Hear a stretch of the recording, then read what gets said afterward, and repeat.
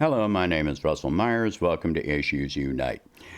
So, the United States has made a deal to sell nuclear submarine technology to Australia. The obvious adversary which this is aimed at is China, plus nuclear weapons on the same subs. Why? To prevent China from blocking trade routes. China is not blocking trade routes, shows no sign of blocking trade routes, and denies they want to block trade routes. In fact, China previously traded heavily with Australia. The most logical response from Australia would be to either continue trading with China or just stop, which would not cost a penny for weaponized subs. Instead, they choose to indebt themselves for decades for ships they don't even currently have the knowledge to operate and which will not be delivered for quite a few years. Ships armed with nuclear weapons to protect trade routes which are not in danger. But China might try to block trade routes. Keep in mind that the U.S. imposes trade sanctions and embargoes on Cuba, Iran, North Korea, Russia, Venezuela, and quite a few other countries. In response to this nuclear submarine deal, China told Australia that Australia has indeed made themselves an adversary of China. Not enough? This deal angers France, who had previously signed a deal to sell non-nuclear submarine technology to Australia.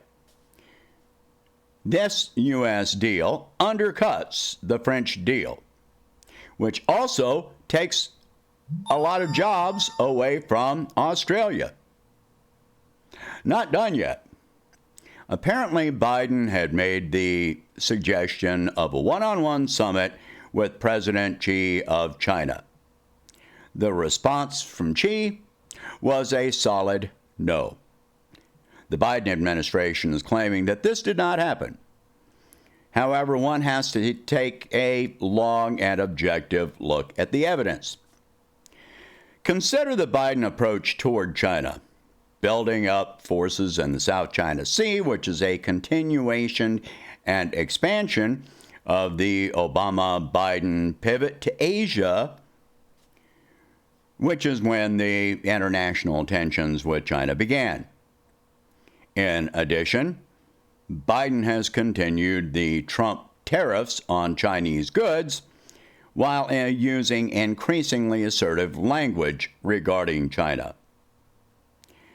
Keep in mind that there is still a Chinese corporate executive being held in jail in Canada at the behest of the U.S. executive branch, another continuation of an event which began under Trump.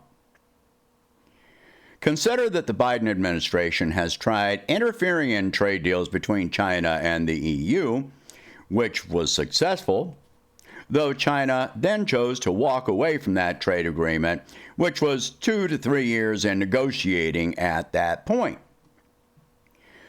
And that damaged Europe more than it damaged China. Because trade between Europe and China is still going on, that trade deal would have actually made trade easier and, probably less expensive. One of the most important and adversarial statements Biden has made repeatedly is that he will approach China from a position of strength. Some Americans think of this as a good thing, that the U.S. should not look weak when dealing with a major economic and military power. However, take a look at this from the receiving side as a country that is not only a major economic and military power, but also a major trading partner with the U.S. Consider how the president of China should respond, and how that response would be viewed by his people. If he acceded to this request for a summit under the current circumstances, it would not only make him look weak in front of the Chinese people, but make China as a nation appear weak on the international stage. It would make it seem like the U.S. could distribute insults, threats, and claims of superiority with no repercussions, no accountability, and still get anything the U.S. wants. Nothing about China's response is aggressive or threatening. It is merely stating that they will not accept being treated in a disrespectful manner and then engage in a presidential summit.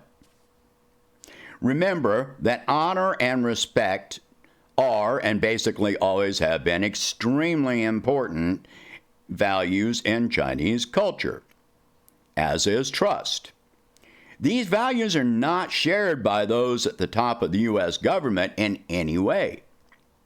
If the American people cannot trust our government to engage using respect, honor, and honesty with us, the American people, then why should China as a nation be any different than U.S. citizens?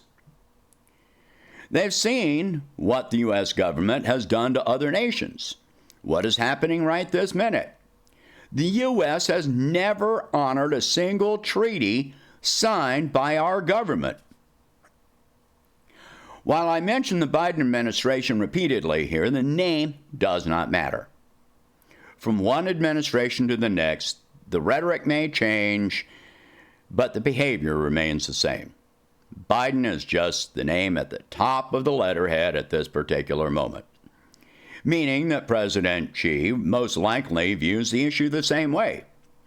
He has given Biden 8 months in office to see if there would be any changes compared to the Trump administration. There have been changes, but none have been positive. China has well demonstrated that they have no reason to negotiate from a position of subservience to the U.S. The past 18 months are enough to illustrate this fact. At this point in time, basically no country can avoid trade with China, and as the Belt and Road Initiative progresses, as China continues to build larger gold reserves to back their currency, while the dollar is at extreme risk of devaluation, China could well survive without U.S. trade, but the U.S. cannot thrive without Chinese trade. Not saying China would not feel any effects at all if U.S.-China trade ceased completely, but the effects on the U.S. would be, and have been, far more dramatic. To date, trade with China has been suspended and or decreased due to COVID, but it did not cease for any appreciable time frame long enough to suffer the true effects of a true suspension of trade. China has not used any form of tactical trade suspension, such as halting all exports of rare earth minerals. Yet, if they chose to do this, it would cripple the technology industry outside of China completely. Biden promised to reverse Trump's policies, yet to date, he has continued and even expanded on the most damaging of Trump's policies at enormous human, economic, and environmental expense, which will continue indefinitely. Biden, following in the steps of his predecessors in a long line, does not want to appear weak, yet his actions, like those before him, actively weaken his appearance and that of the U.S. as a nation compared to Russia and China. Russia just completed the Nord Stream 2 pipeline against years of U.S. opposition.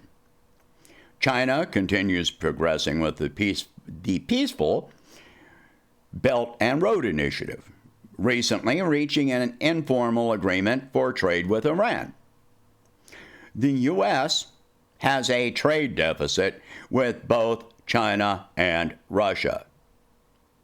In this case, the U.S. administration has demanded subservience from and dominance over not only China, but France and Australia.